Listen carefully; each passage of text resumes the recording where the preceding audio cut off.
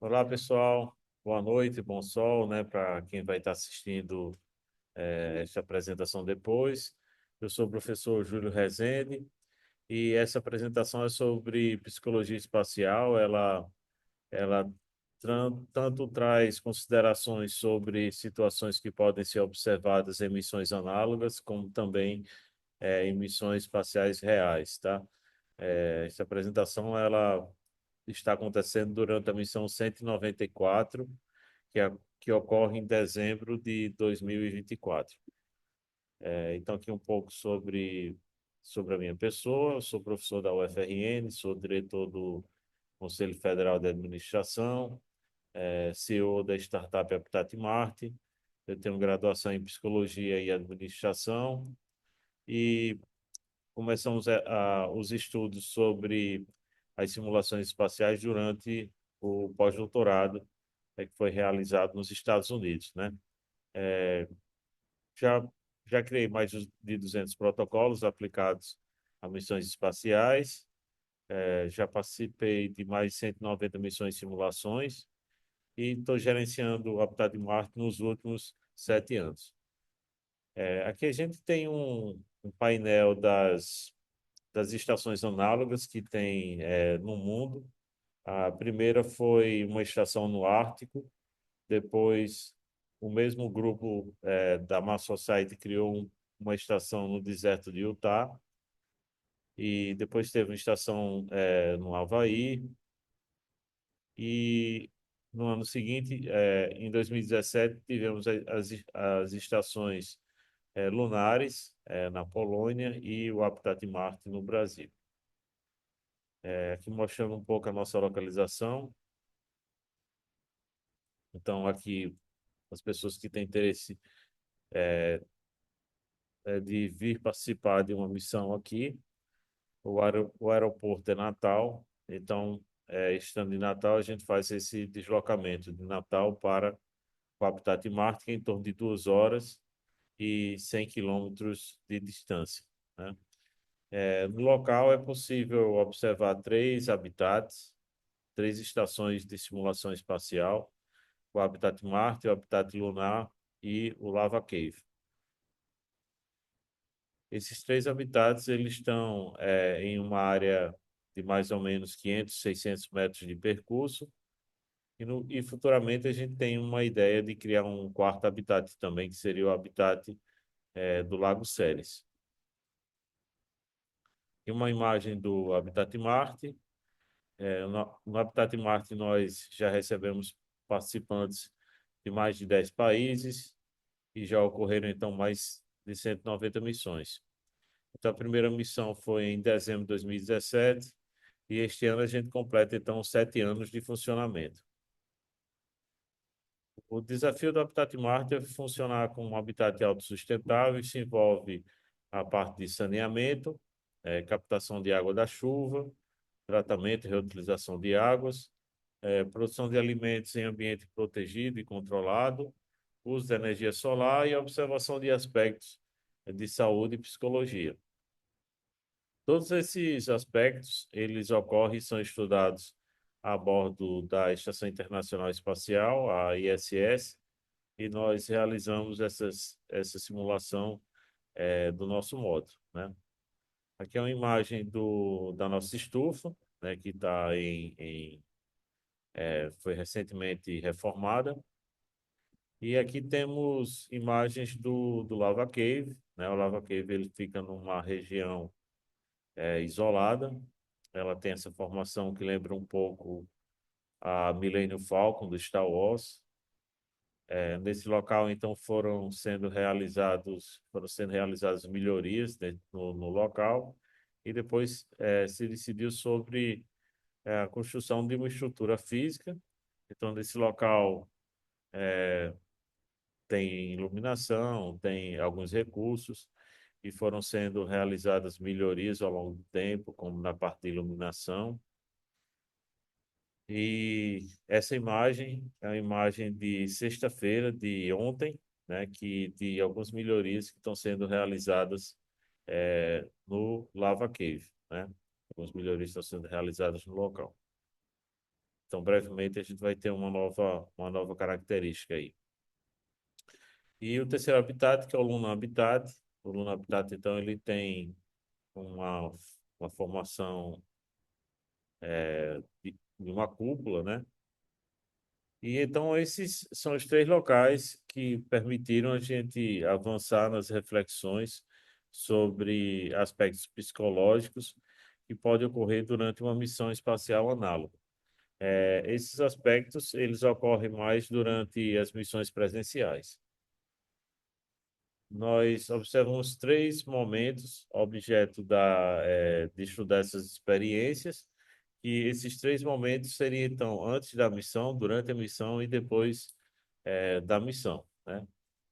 Sobre antes da missão, ou o momento pré-missão, então, é importante a gente estudar aspectos psicológicos relacionados aos candidatos às missões espaciais. Então, é, quais são percepções, por exemplo, de medo, ou de ansiedade, ou de dúvida, ou se de repente alguma situação de inveja, alguém a pessoa anuncia que vai participar de uma missão e alguém começa, tem um pouco de inveja da participação da pessoa.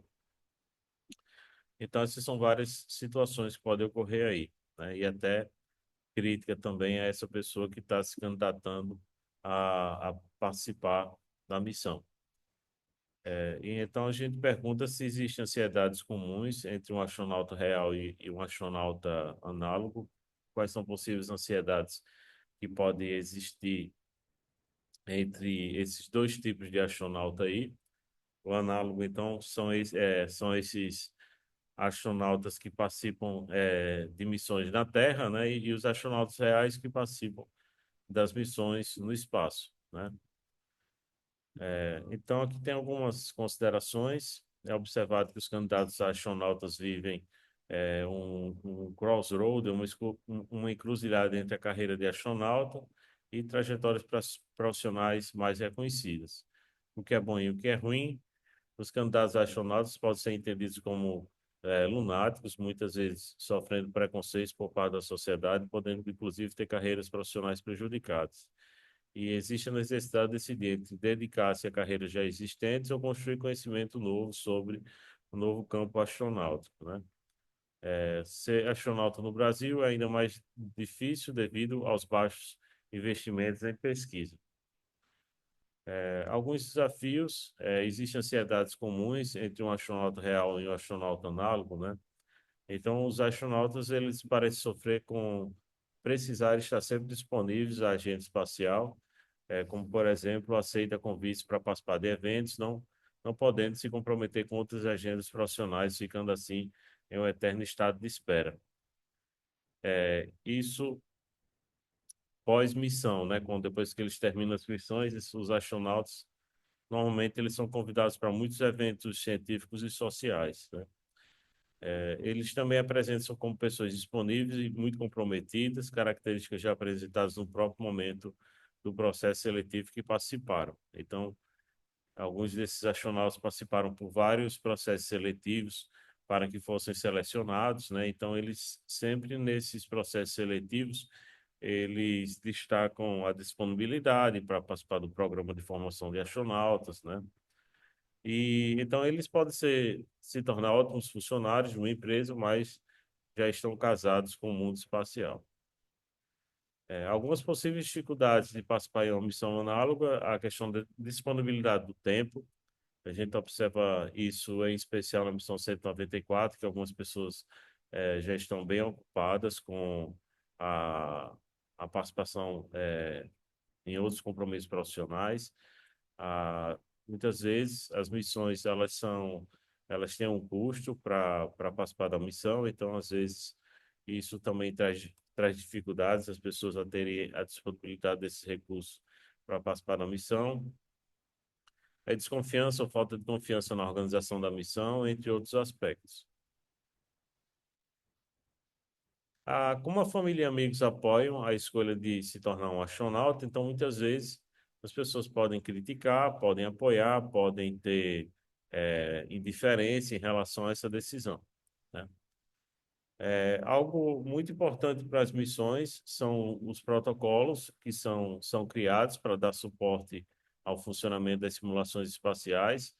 Esses protocolos, eles trazem ordem, não só em termos de trabalho, mas também em termos de experiência psicológica. Ele traz um ordenamento, né?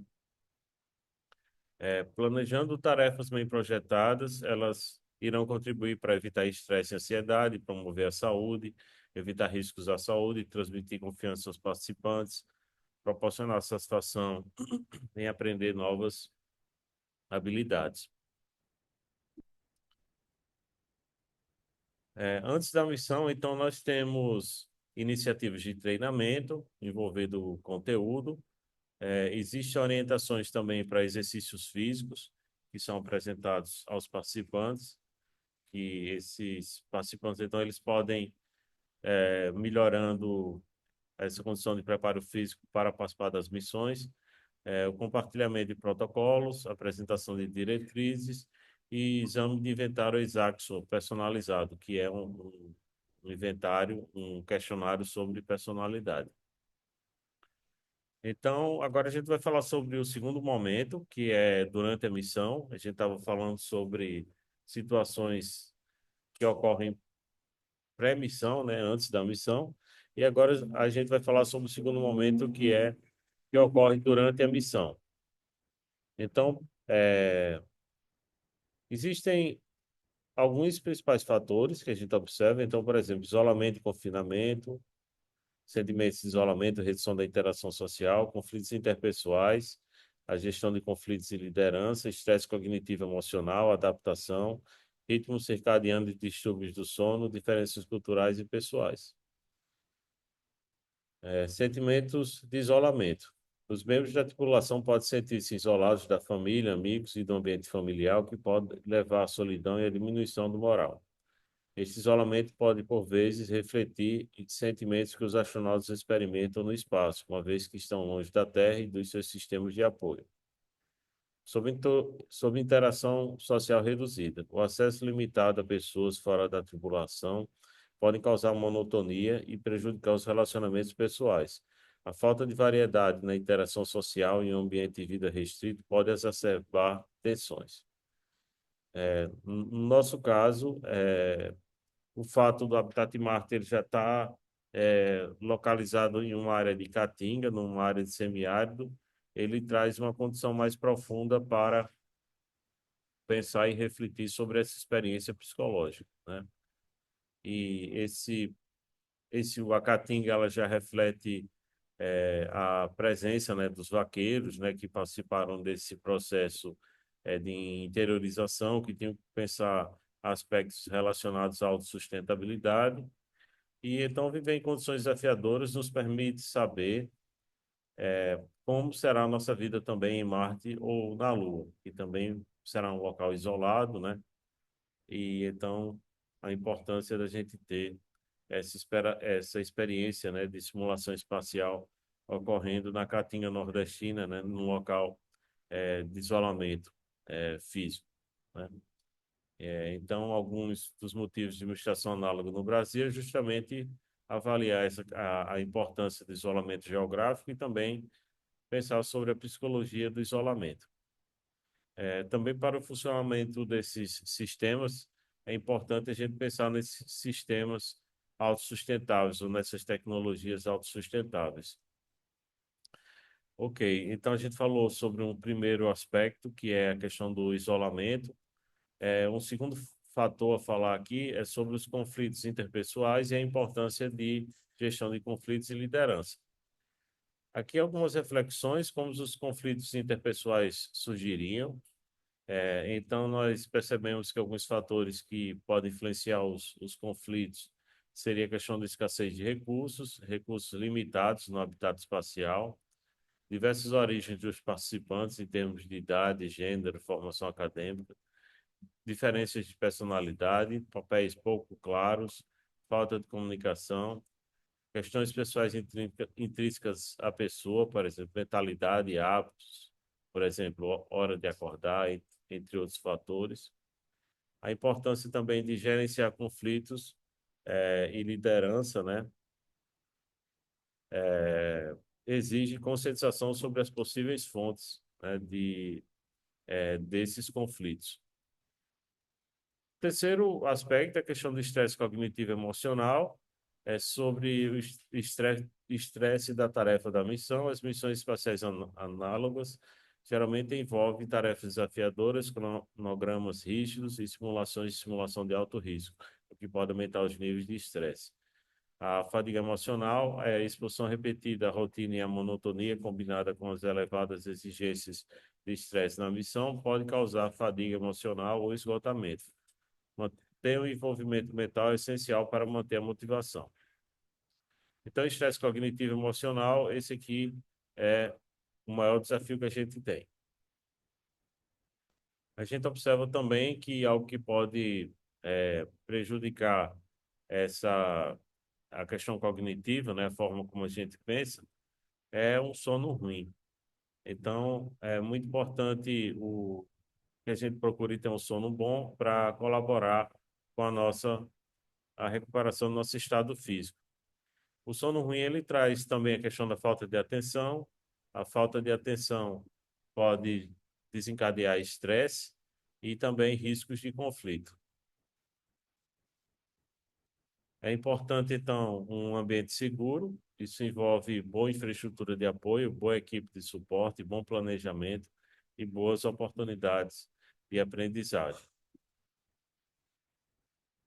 Existem algumas situações inesperadas que podem ocorrer, a falta de simpatia, o próprio isolamento, depressão, tristeza, competitividade, autossabotagem. Sabotagem são situações inesperadas que podem ocorrer em uma missão espacial real ou em uma missão espacial análoga.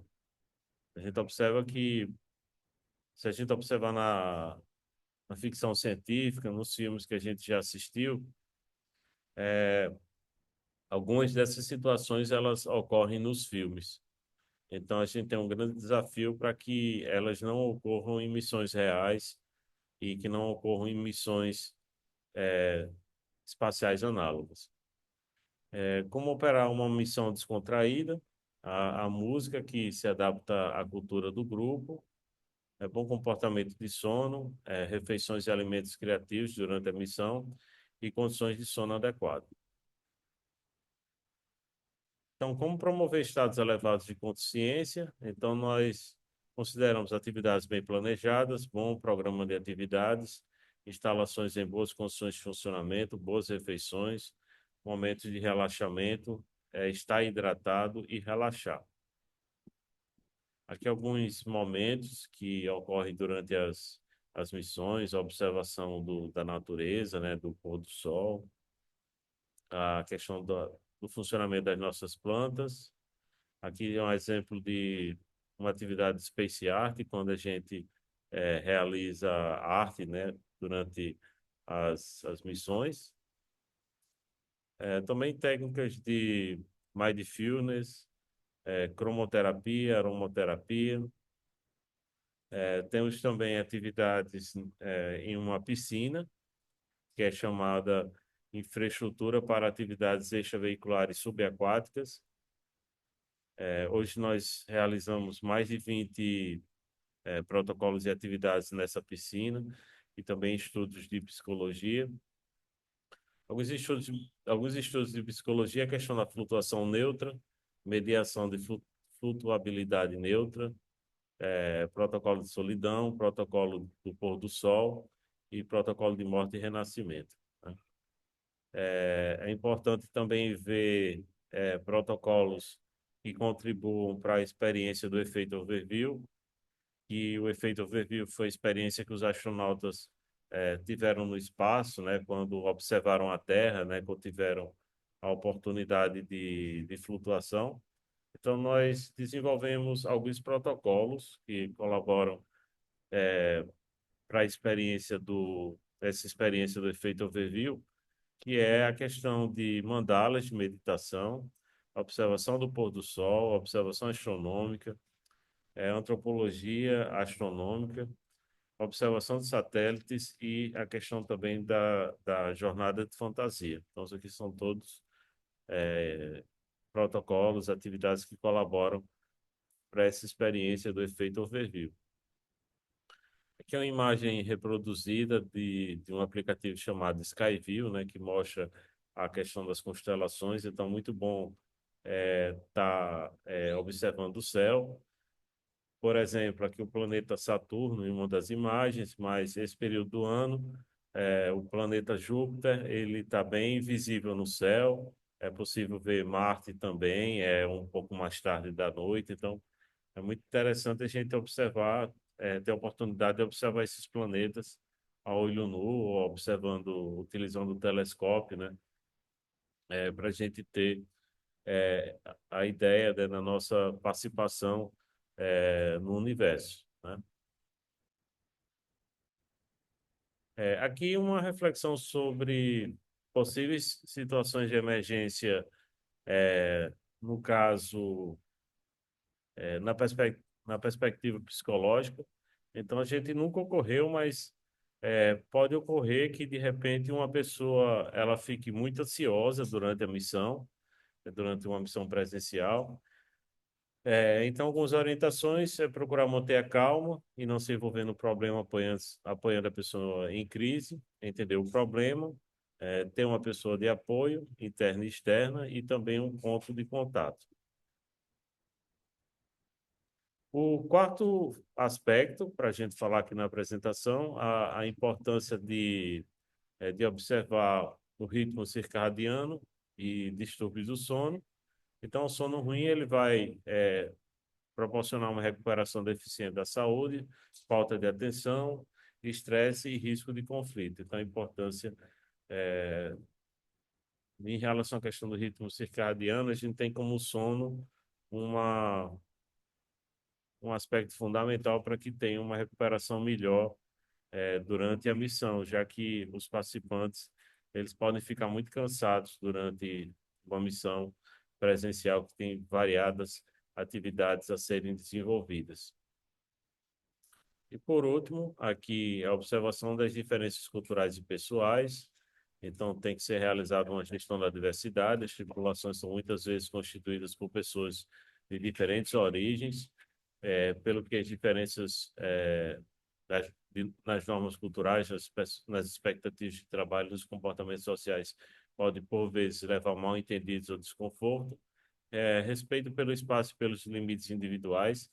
Compreender e respeitar os limites dos outros é crucial em ambientes confinados, onde o espaço pessoal é limitado. E em relação à questão do terceiro momento, então, que seria, ele ocorre pós a missão, né? Então, pós a missão, cada uma dessas missões que ocorre, são aplicados várias pesquisas, vários questionários.